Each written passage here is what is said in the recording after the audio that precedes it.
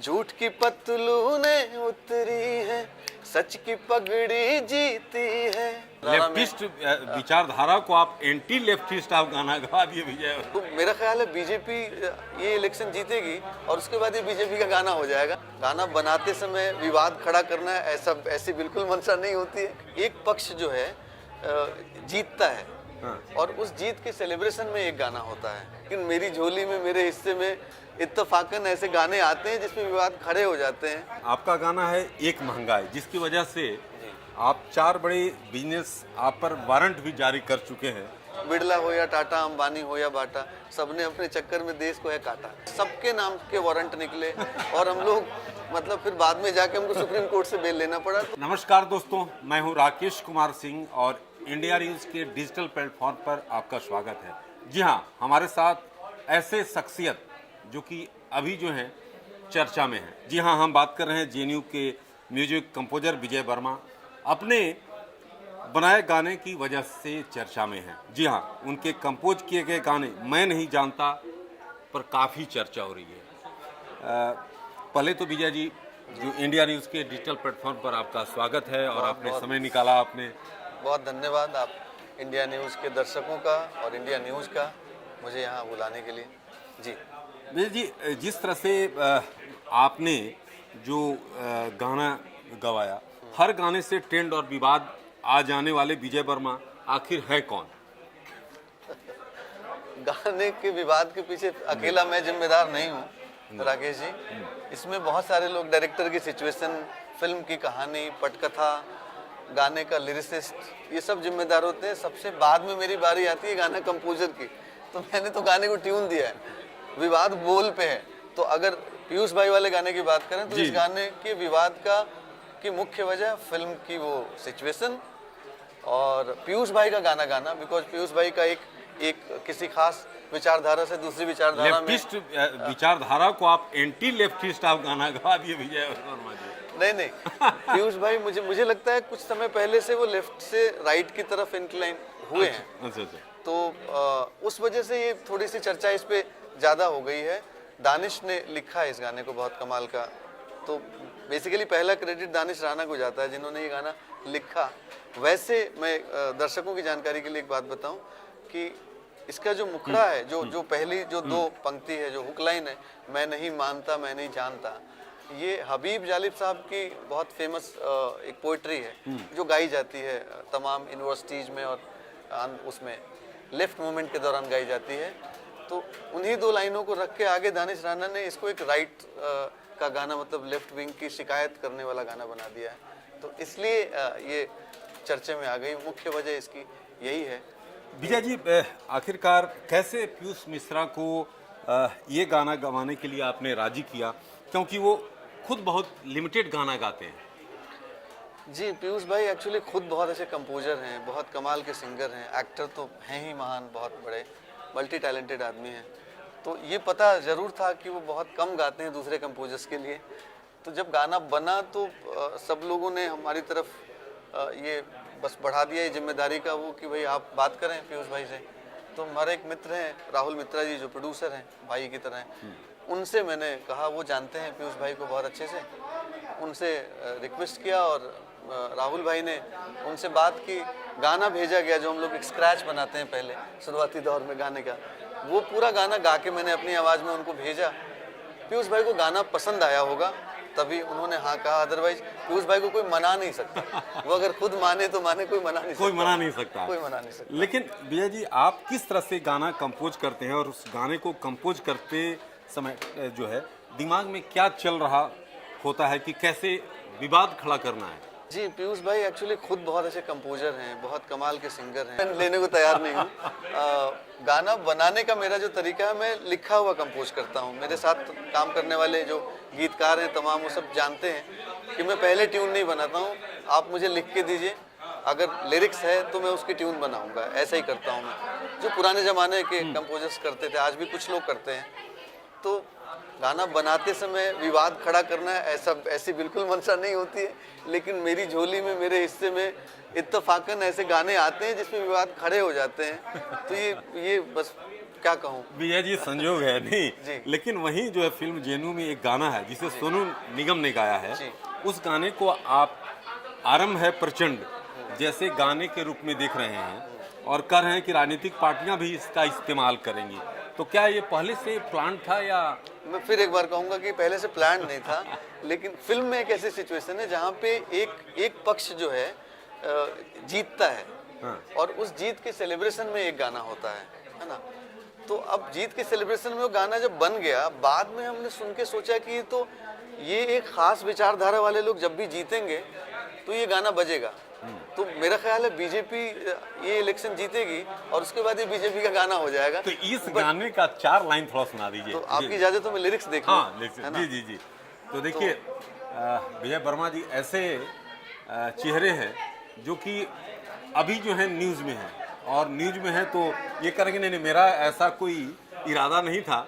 जी please. जी, तो ये गाना जो सोनू निगम जी ने गाया है, धारा के विपरीत चले अपनी ही नाव डुबा बैठे, आग लगाने वाले ही अपनी तशरीफ जला बैठे, झूठ की पतलूनें उतरी है, सच की पगड़ी जीती है, आज हवाएं भगवा हैं हम, ऐसी धाक जमा बैठे, जीतने की हमें दो बधाई, इतना सन्नाटा क्यों है भाई, मुंह करो मीठा खाओ मिठाई, इतना सन्नाटा क्यों है भाई। ये गाना राजेश मंथन ने लिखा है, हमारे लिए काफी गाने लिखते रहते हैं वो। जी विजय जी आपका गाना है एक महंगाई, जिसकी वजह से आप 4 बड़े बिजनेस आप पर वारंट भी जारी कर चुके हैं। क्या वो पूरी कहानी है? वो 2010 में मेरी एक फिल्म थी, मतलब क्या ये लाइमलाइट में रहने का तरीका है क्या? नहीं बिल्कुल बिल्कुल भी नहीं। मैं तो म्यूजिक डायरेक्टर जो है ना, इस पूरे सिस्टम का बहुत छोटा हिस्सा है। हाँ। हम तो प्लान भी नहीं कर सकते, हमारे हिस्से कोई चीज आ जाती है, अब फिर वो अच्छा हो बुरा हो आपको भुगतना है। तो चक्रव्यूह एक फिल्म थी, प्रकाश झा साहब बड़े डायरेक्टर हैं, उनकी एक फिल्म थी। उसमें एक पर्टिकुलर सिचुएशन था जिसमें अभय देओल एक्टर थे और जन नाट्य मंच के जैसे गाने होते हैं, वैसा एक गाना था जो लेफ्टिस्ट विचारधारा को के लोग जिस तरह के गाने गाते हैं, वैसा एक कैरेक्टर था। वो गाना तुराज ने लिखा, मैंने कंपोज किया। अब उसमें एक कुछ लाइनें मेटाफर की तरह यूज हुई थी, बिड़ला हो या टाटा, अंबानी हो या बाटा, सबने अपने चक्कर में देश को है काटा। तो अब ये कोई व्यक्तिगत प्रहार नहीं था उन पे, एक मेटाफर है। हमारे यहाँ गांव जवार में बातें होती हैं कि भाई आप मतलब टाटा बिड़ला हो गए क्या, अमीरी का पर्याय माना जाता है, इस तरह से यूज हुआ था। लेकिन शायद उन लोगों ने उसको अलग तरीके से लिया और मुझ पे, कैलाश खेर भाई पे, तुराज भाई पे, किशोर लुल्ला साहब पे और प्रकाश झा साहब पे सबके नाम के वारंट निकले और हम लोग मतलब फिर बाद में जाके हमको सुप्रीम कोर्ट से बेल लेना पड़ा। तो वो एक इत्तेफाक था, वो उससे निकल गया अभी तो मामला। देखिए विजय जी के बारे में आपने ये जिस तरह से शख्सियत है, ऐसे शख्सियत यूं ही नहीं बनते, इसके पीछे बड़ा जो है लंबा सफ़र होता है। विजय जी इस गाने पर सेंसर बोर्ड ने भी आपत्ति जताई है, वो किस्सा भी मज़ेदार था, उसके बारे में थोड़ा बताइए। वो गाना जिस पे सेंसर बोर्ड ने आपत्ति जताई है, वो गाने की वजह से नहीं, गाने का जो प्रयोग है फिल्म में उसकी वजह से हुई। जेएनयू फिल्म में एक क्लाइमेक्स में एक सिचुएशन है जहाँ पे कुछ फाइट सीक्वेंस है, दो ग्रुप्स के बीच में, दो विचारधाराओं के बीच में। तो हुआ ऐसा कि अब वो गाना जो है वो कैलाश खेर साहब ने गाया, शंखनाद। वो बड़ा वीर रस का गाना है, बहुत आपका जोश बढ़ाता है, हौसला बढ़ाता है। अब उस गाने का इस्तेमाल जो है, डायरेक्टर साहब की इच्छा थी कि भाई ये इस सीक्वेंस में डालें। तो सेंसर बोर्ड का ये मानना था कि अगर ये गाना फाइट सीक्वेंस में एक बार बज गया तो बाद में ये गाना सुन के लोग फाइट करने के लिए उतारू ना हो जाएं, ऐसा उनको खतरा महसूस हुआ। तो सेंसर बोर्ड ने उसमें बहुत सारा उस सीन में कुछ और म्यूजिक डाला जाए, ऐसा बदलाव लाने को, ऐसा बदलाव का। लेकिन आप जो हैं बिहार से आते हैं जी, ये सफ़र मुंबई तक का कैसे मने आपने, और कितने मुश्किलों का आपने सामना करना पड़ा? वहाँ से बिहार से जो है म्यूजिक करना था, म्यूजिक में रुचि थी और वैसे मैं नौकरी कर रहा था, कॉस्ट अकाउंटेंसी करके नौकरी में था, बट मन नहीं लग रहा था। तो एक दिन बस डिसाइड किया और सब छोड़ छाड़ के घर वालों को झूठ बोल के आ गए बम्बई, ये बोल के कि ट्रांसफ़र हो गया है, नौकरी छोड़ के आ गए। और फिर कोशिश करते रहे। शुरू में जैसे सबके साथ होता है, वो संघर्ष का जीवन निकल जाने के बाद अब बहुत मज़ेदार लगता है। उस समय बड़ा कष्टकर था, जब खाने के पैसे ना हो, आपके पास रहने की जगह ना हो, इतने बड़े शहर में आपको कोई जानता ना हो, आप किसी को जानते ना हो। ऐसे में अपना हौसला बनाए रखना, अपनी आग जो है जलाए रखना, ये मुश्किल था। कई बार हारे जीते और वो सब चलता रहा। देखिए, सबसे बड़ी बात विजय जी ने ज़िंदगी की सच्चाई बता दी, और ज़िंदगी की सच्चाई कितने अच्छे कॉस्ट अकाउंटेंसी इन्होंने किया था, और उसके बावजूद जो है घर के लोगों से उन्होंने झूठ बोलकर मुंबई पहुंचे कि हमारा ट्रांसफ़र हो गया। लेकिन अब जिस मुकाम पर पहुंचे हैं उसका संघर्ष इन्होंने बयां कर दिया। लेकिन आखिर में जी, गाने के लिए कुछ खास आप शेयर करना चाहेंगे जिसकी वजह से लोग आखिरकार इसे सुने? तो दर्शकों से, इंडिया न्यूज़ के दर्शकों से सिर्फ एक निवेदन है कि गाने जो है जनरल आते रहते हैं, जाते रहते हैं। रोमांटिक गाने, सैड सॉन्ग्स और दूसरे तरह के तमाम गाने, कुछ वास्तविक जीवन से जुड़े हुए गाने कभी कभार आते हैं जो रियल सिचुएशंस पे होते हैं, जो आपको एक अलग तरीके से प्रेरित करते हैं। ऐसे गाने सुने और आपको बहुत अच्छे कुछ अलग साउंड्स, कुछ अलग आवाज़ें, कुछ अलग कॉम्पोजिशन सुनने को मिलेंगी। और सुन के आप अपनी राय ज़रूर कमेंट बॉक्स में दें और बताएं कि कैसा लगा आपको। आपके सजेशन से चाहे तो हमारा हौसला बढ़ेगा या हम कुछ सीखने को मिलेगा, दोनों ही बातें हमारे लिए अच्छी हैं। तो आप सबसे ये निवेदन है कि ये फिल्म जब भी रिलीज होती है, फ़िलहाल सेंसर में प्रॉब्लम चल रही है इस फिल्म को लेके, तो कहना मुश्किल है कि फिल्म कब रिलीज होगी। अभी तक सेंसर सर्टिफिकेट नहीं मिला है प्रोड्यूसर को, डायरेक्टर को। तो बट जब भी रिलीज हो, आपके नज़दीकी सिनेमाघरों में जाएं, उस फिल्म को ज़रूर देखें और इन गानों का आनंद लें। कुछ और गाना जो कि आप दर्शकों के साथ शेयर करना चाहेंगे कि भाई इस फिल्म का जो पीयूष भाई का गाना है, जिसको लेके विवाद सबसे पहले शुरू हुआ, वो गाना मैं आपको सुनाना चाहता हूँ। बूढ़े बाबा की आंखों में आंसू दिखे, कौड़ियों से भी सस्ते जो रिश्ते बिके। थी जो अर्धांगिनी बहुत बेबस खड़ी, उसके बच्चों की थाली में रोटी नहीं। इंटेलेक्चुअलिटी है झूठी बातें सभी, मैं नहीं मानता, मैं नहीं मानता, मैं नहीं मानता,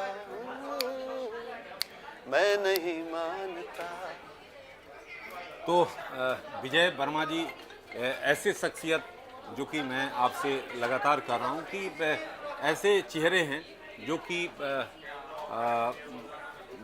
कहिए तो कई दशकों में इस तरह के लोग जो हैं तैयार होते हैं। तो इन्होंने जिस शिद्दत के साथ, भले ही जो है न्यूज़ में हैं विजय वर्मा जी, और जैसे ही आपको सेंसर बोर्ड से जैसे इजाज़त मिल जाती है तो आप लोग भी इंडिया न्यूज़ के डिजिटल प्लेटफॉर्म से हम भी गुजारिश करेंगे कि लोग जो हैं इस फिल्म को देखने जाएं। और सबसे महत्वपूर्ण बात ये, इन्होंने शुरुआत में ही कह दी है कि बीजेपी जब चुनाव जीतेगी तो उसमें गाना बजेगा।